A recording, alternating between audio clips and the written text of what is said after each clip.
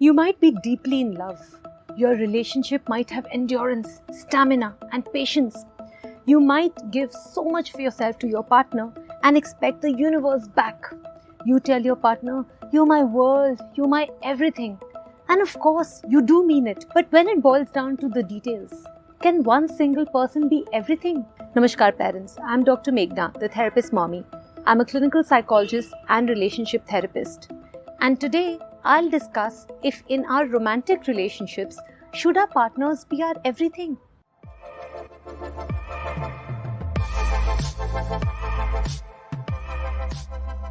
Many of us believe it is our partner's role or duty to know what we are feeling, to read our minds, to make us happy, and to be a person who completes us. I see this over and over again as a couples therapist. Two adults who are largely unaware of their own traumas, expecting their partner to be something that they can't be. This causes so much unconscious pressure that is placed on our partners because we are looking for them to fulfill a role that they can't fulfill. Our partners can't be our everything. They can't be your best friend while at the same time your most trusted confidant, and also be the person you should be able to count on. Because, movies and books tell me that this is what romantic love is. No matter what, for everything, I cannot depend on my partner. This is a heavy burden to place on someone.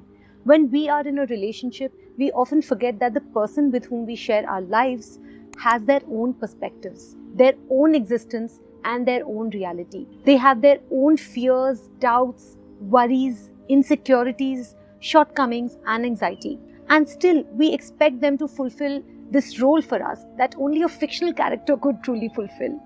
We expect them to be our best friend, our secret protector, our orgasm provider, our meal sharer, the one person we turn to nurse every single wound and every single fear. It's a lot of pressure to put on one single person. What makes more sense then is to see your partner as one of the main characters that you keep, in your corner without being the only character in your corner. Your romantic partner is the person with whom you want to share your trials and tribulations, the person you snuggle with at night, the person you expect to help you up when you stumble. But we have to accept that this person will probably disappoint you, frustrate you, anger you, and sometimes even let you down. This is the person who maybe isn't as funny as your childhood friend and maybe not as fun to binge watch rom-coms with. So if your partner isn't your everything, isn't someone who completes you, as romantic as that sounds, cannot fulfill all your needs, what should you do? As a relationship and couples therapist, I recommend this simple self-reflection exercise that you can do. It has 2 steps. 1. Discover all your emotional needs. Pull out a piece of paper or something to jot down notes with and answer these 5 questions fully. 1. What do I do that has me feeling at my best? 2. What have been my 5 favorite days that I can remember, in my life in the past, say, 10 years? What made those particular days so special? 3rd, what do I know that I love doing that I haven't prioritized in a while? 4th, what things do I do that when I'm doing them, I feel so enraptured by them that I lose track of time? And 5th, what 10 things do I do that give me the most energy? Once you've brain dumped all of your thoughts, look for the common threads. What makes you the happiest? What makes you feel the most alive?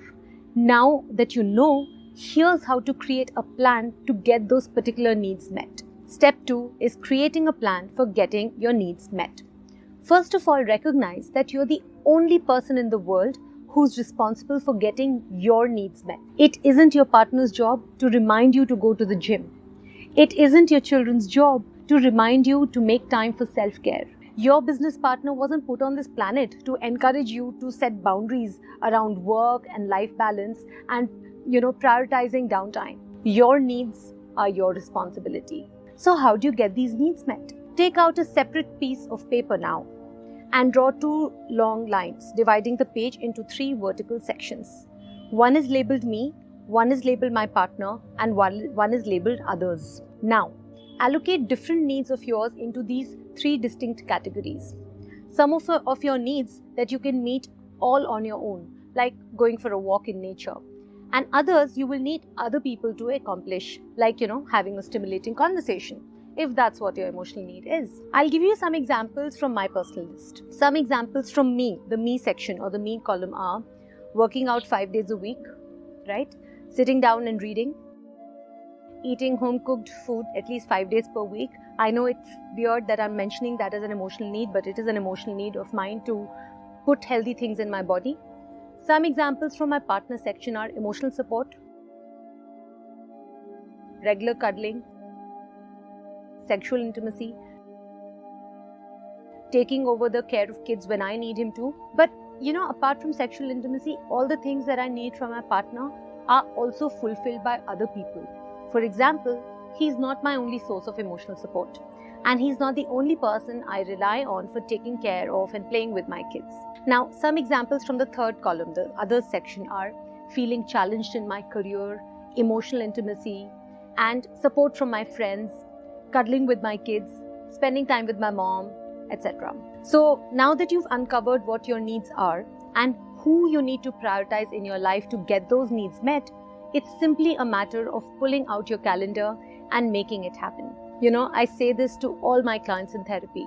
Show me your calendar and I'll show you your priorities. If you know that you need regular exercise or stimulating conversation in order to truly and deeply feel fulfilled, then make it happen. The greatest gift that you can give to your partner is your own happiness. So make yourself a priority.